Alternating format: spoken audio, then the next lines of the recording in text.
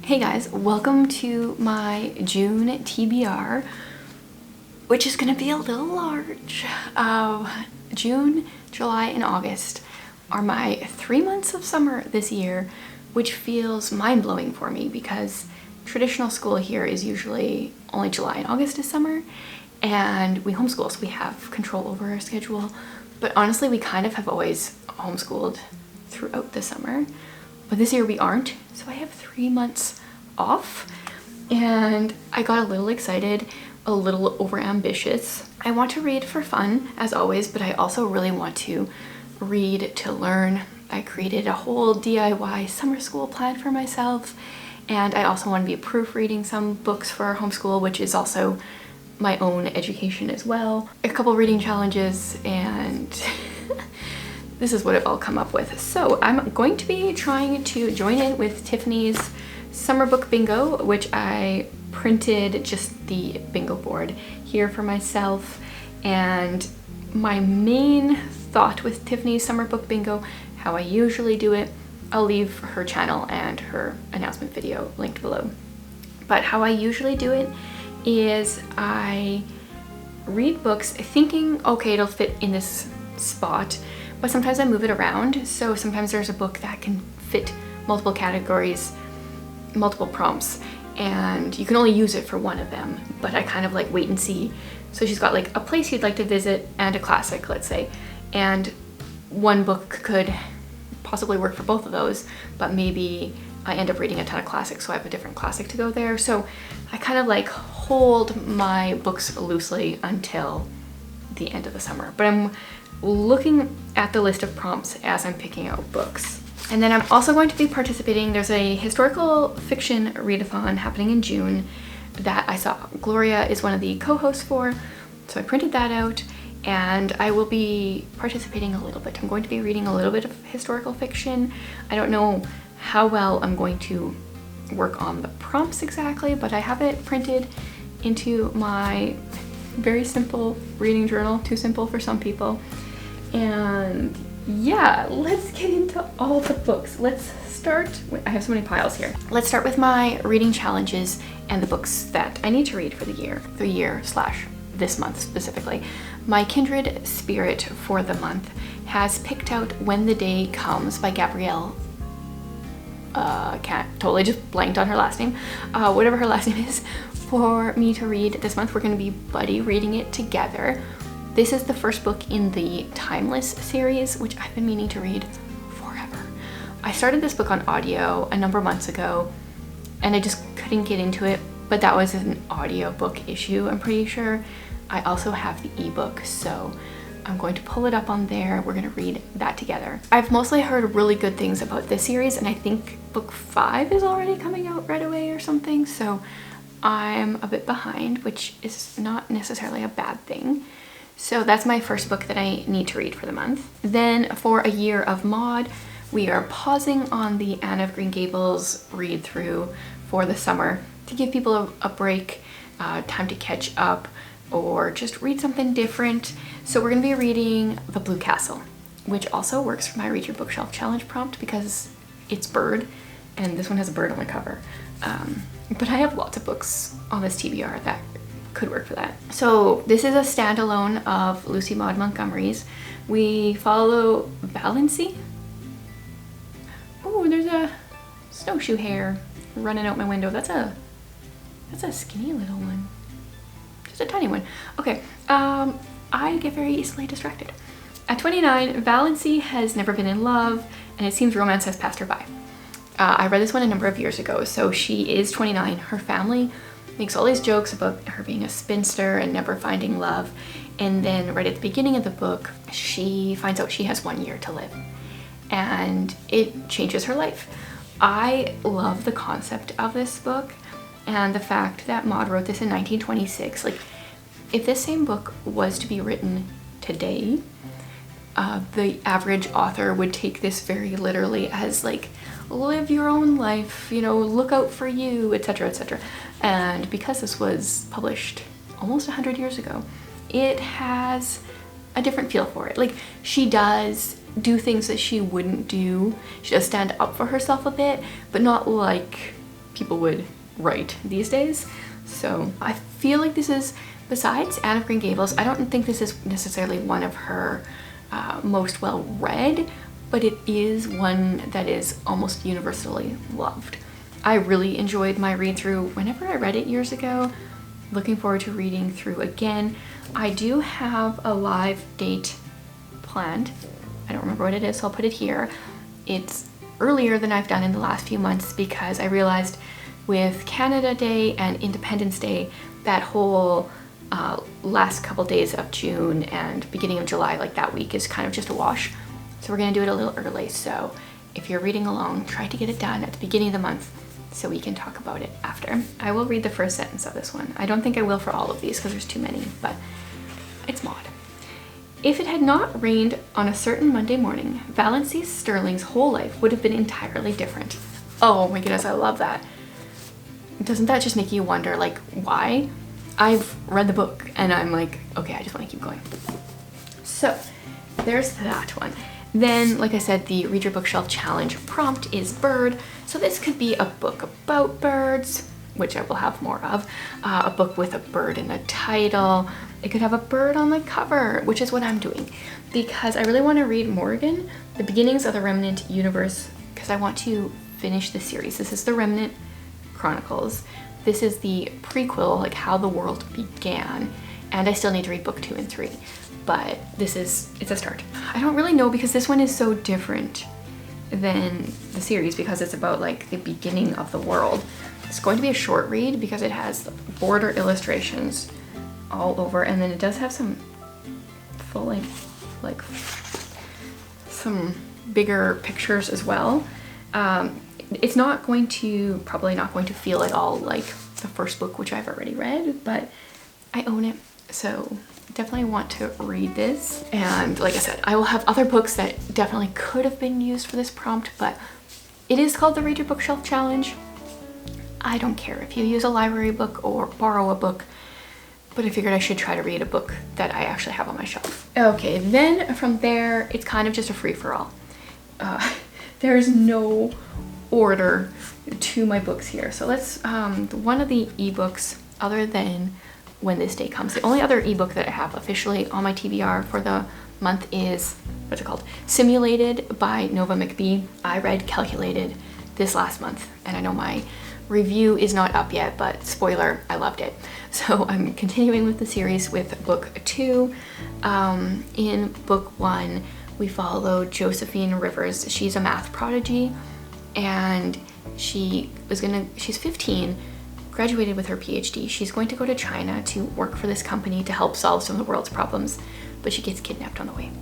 And so we follow her both at the age of 15 and the age of 17. We kind of flip back and forth a bit, and it sucked me in right away.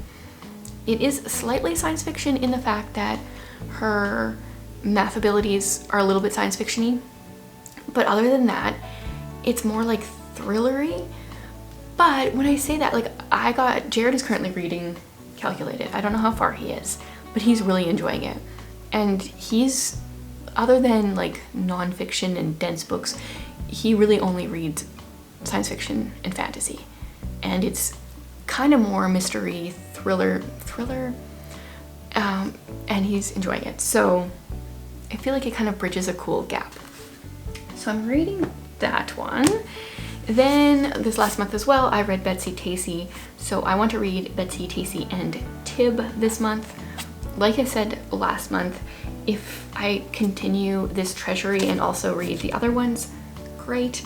But minimum, I would like to read one of these so that I can make my way through this treasury.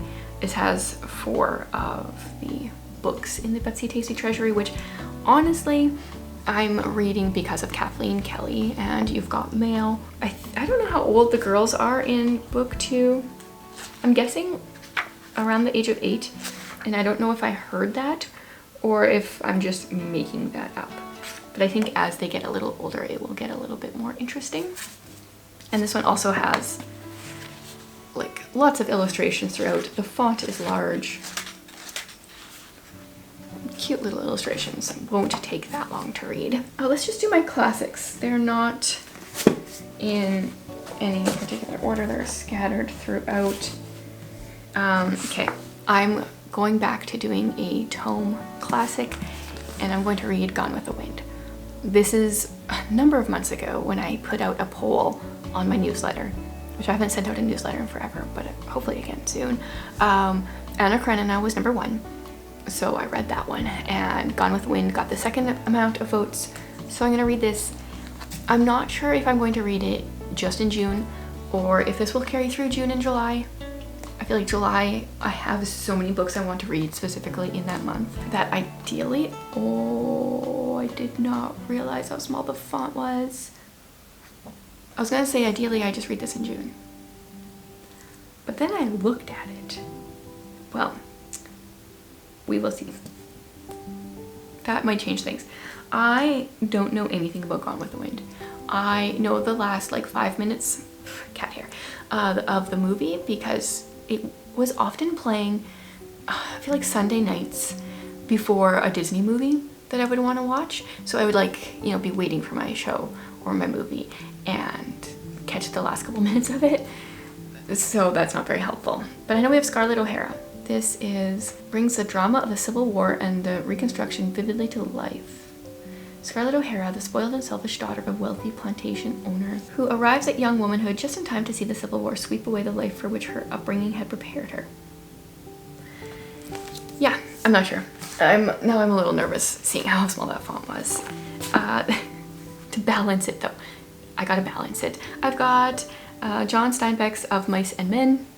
This one is under 100 pages, so I can get, it's like 2 classics for the price of 1 because I feel like the 2 of them together will equal 2 regular length classics maybe.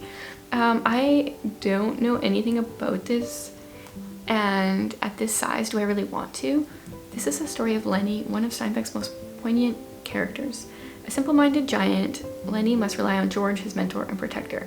But even his best friend cannot save Lenny from his worst enemy, his own strength. Okay, yeah, I don't know anything, but 92 pages, I don't need to know anything. And then I don't know, these aren't really classics, but I put them on the stack. And then there were none.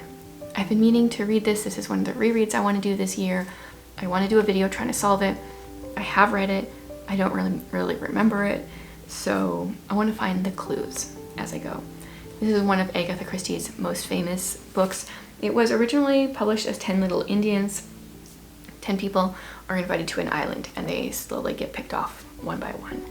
And is this one in the public domain? This was published 1939, maybe? Her books are slowly becoming in the public domain because she started publishing, I think, in 1923, and so 100 years has passed, but not this one yet. And this is one of the ones that this edition lists as one of Agatha Christie's favorites, and this list is almost identical to my personal list of favorites. I don't remember which one is Ordeal of Innocence, Ordeal by Innocence, but a lot of my favorites are hers as well. And then this is more of a, it's not a classic, but it's not modern. I want to keep going with Mrs. Polifax. Actually, now that I say that though, this one was published in 1993, right? She started publishing this series in the 70s, and I guess this is book 10 or 11 at this point. Mrs. Polifax and the Second Thief is the next one that I'm on. And where's she going? Sicilian Mission. She's going to Sicily. Oh, and it looks, just from the little bit I saw in the back, it looks like one of the characters that we've come across before is back in her life or something. So she works for the CIA, started in her 60s, just a feisty old woman, has been moving up in the karate belts, also joins, I guess, part of a gardening club and wears hats with flowers, and one of my absolute favorite CIA agents out there. Actually, she's definitely my favorite. Okay, I'm kind of pulling things out in a little bit of genre order here. Let's do some historical fiction. I've put this on my list before lately, but I want to read The Blackbird Girls because this would go well with the historical fiction readathon. I think this was Gloria's prompt, read a work of historical fiction about a specific event, and this is the wreckage of Chernobyl and a friendship being born. So this is a middle grade historical fiction, and that would work really well for that prompt. And then the other one I want to read is Out of the Easy. I was trying to figure out when this took place exactly. It doesn't seem to say, but this is one of the only, possibly the only, Ruta Sepetys I have not read. Oh, A Haunting Peek at the Life of a Teenage Girl in 1950s New Orleans. Okay, it doesn't say on the back, and it doesn't say at the beginning. So 1950s, okay. We follow a character she's the daughter of a brothel prostitute, and she wants more out of life than the Big Easy has to offer. She devises a plan to get out, but a mysterious death in the quarter leaves Josie tangled in an investigation that will challenge her conscience, her loyalties, and her darkest fears. Josie must choose between who she is now and who she longs to become, between when to hold on and how to let go. So, yeah, I don't know. But it's been on my shelf for a long time. It's one of the books on my fiction TBR for the year, so I'd like to check that off. Let's do nonfiction next, and then I have like kind of a bit of a library haul for you. So The Pastor's Wife, this is one of the books on my DIY summer school list. This is a memoir by Sabina Wurmbrand, set in 1948 when her and her husband were arrested in Romania for secret Christian activities, arrested by the communists.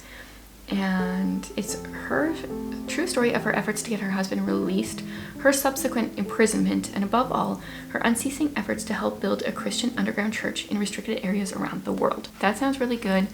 My plan is to read this one this month and then read her husband's story next month. Oh, I forgot a couple books, of course. And then I want to read the next Tozer book I have in this collection. So years ago, I read The Pursuit of God. I can't remember if it was Tiffany or Krista did a nonfiction read along with that one. I really enjoyed it. Highlighted a bunch of things. About time I keep going here. The Purpose of Man is the next one. It says, it is a call to worship as God reprioritizes your life and fills your soul. I mean, that sounds great. How long is this one? Okay, yeah, like they're kind of all about the same length. The last one is maybe a bit longer, but there might be some, yeah, the last one's a bit longer. I don't know many specifics about it, but I'm looking forward to reading it. Okay, the two that I forgot are kind of random here. Cape Refuge by Terry Blackstock. This is number 1 in the Cape Refuge series, which there's a good chance that I read this years ago, back when it came out, maybe 2002. So I was still in high school, so there's a good chance that I read it back then, because Terry Blackstock was one of the few authors I actually read from my small Christian school library. When the kindest couple in Cape Refuge is found murdered at their church, their daughter will have to find the killer before her own husband is convicted. Doesn't sound familiar. Wade and Thelma Owens run a halfway house that caters to wayward souls just out of prison. So when Wade and Thelma turn up brutally murdered, the town goes into shock, concerned that one of the Hanover house residents is a murderer who could strike again. When police discover that the murder weapon belongs to the Owens' son-in-law, Jonathan, he's arrested for murder. It doesn't sound familiar. I think I got this from a little free library years ago. If I like it, it looks like there's 4 books in the series, and I'm assuming I can get my hands on them from the library. So, read another Terry Blackstock. It's been a little while. And I want to do another reread, and I want to read Tress of the Emerald Sea by Brandon Sanderson. I really enjoyed this book. This was his first of the secret projects to be released. You know, because some people just wrote numerous novels in secret during COVID. It was inspired by The Princess Bride. And I think they were watching the movie, him and his wife, after it was over, was like, what if, I don't remember the, Buttercup? Is that the girl's name?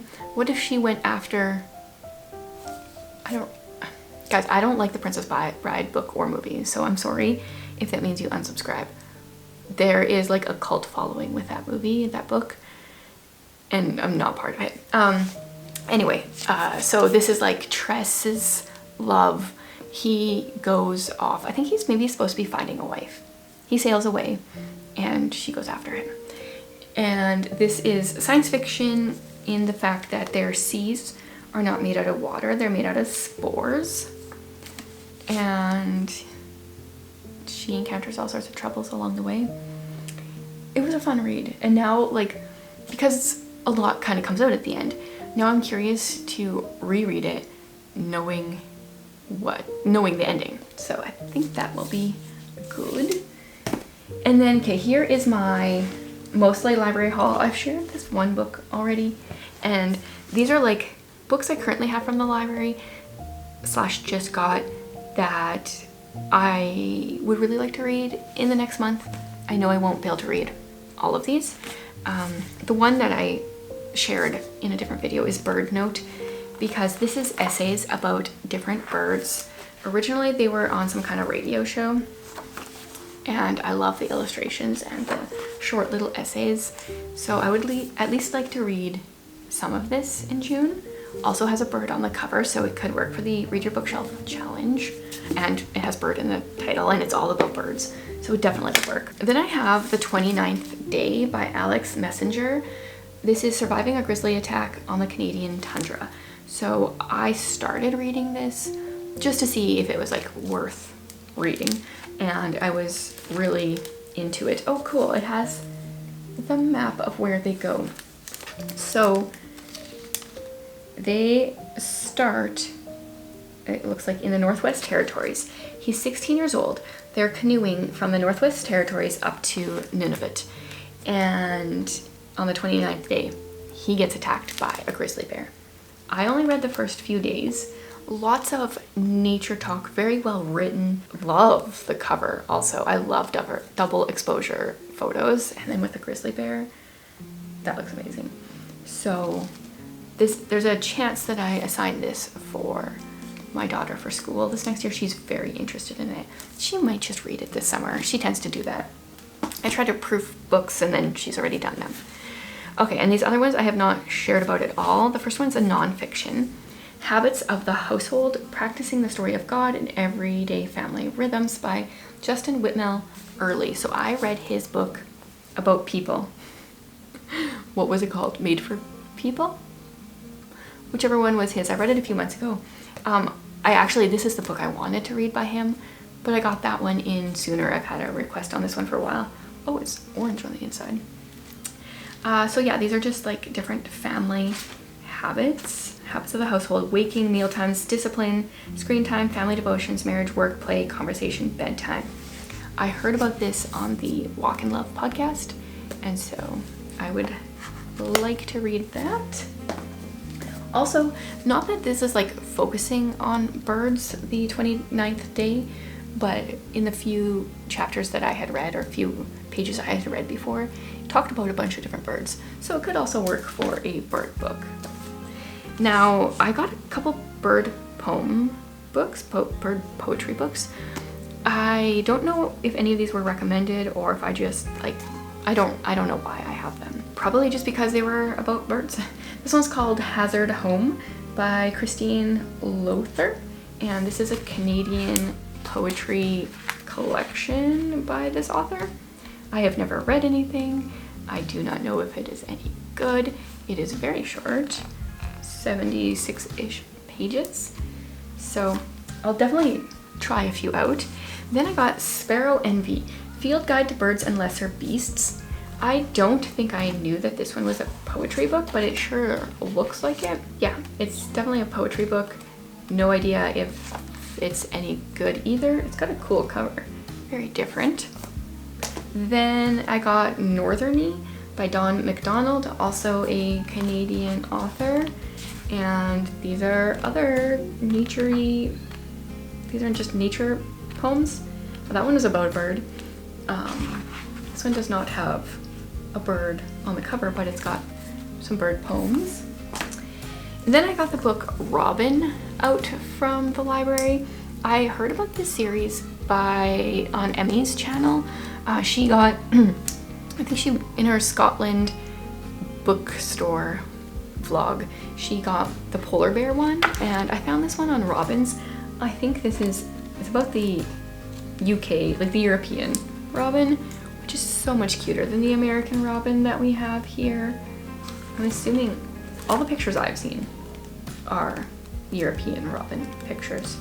So I don't know if it talks about the differences at all, but lots of different pictures. I don't really know. I'm gonna take a look at it anyway. And then the last one that I'll mention, definitely won't get to all of these, but I heard about this one years ago. H is for Hawk by Helen MacDonald, and I think this is a story about her and a hawk. When her father died on a London street, she was devastated. An experienced falconer, Helen had been captivated by hawks since childhood. She'd never before been tempted to train one of the most vicious predators, the goshawk, but in her grief, she saw the temperament mirrored her own. Oh, this book unfortunately has a smell. I gotta hold it away. Not sure I'll be able to read it from here, honestly, but thought I would get it out, try a chapter, try a few pages, see if it's worth it. Okay, yeah, so that's my TBR for the month. Way too many books, won't get to them all, but I like to create a TBR, put it on the top of my TBR cart so that when I'm ready for the next book, I can go pick from there, or at least know that these are my priority books. Lately, what I've been doing is when I've started a book, then I go to my TBR cart and pick one or two that I'm excited to read next, and then I move them to my nightstand. Oh man, it's a whole process, and it actually seems to really work. Sometimes by the time I finish the book, I'm not interested in one of the ones on my nightstand, but usually it helps just eliminate some of that decision fatigue. So it's working for me right now. So that is my TBR pile of possibilities for June. Let me know what you guys are reading. Did you find a bird book? Any other challenges you're doing? Let me know. And if you've read any of these and enjoyed them, I'm always curious to hear, because the more excited you guys get, the more excited I get to read them. So thanks for hanging out with me again. I know there's been a lot of videos this week from me, but there should be probably less next week.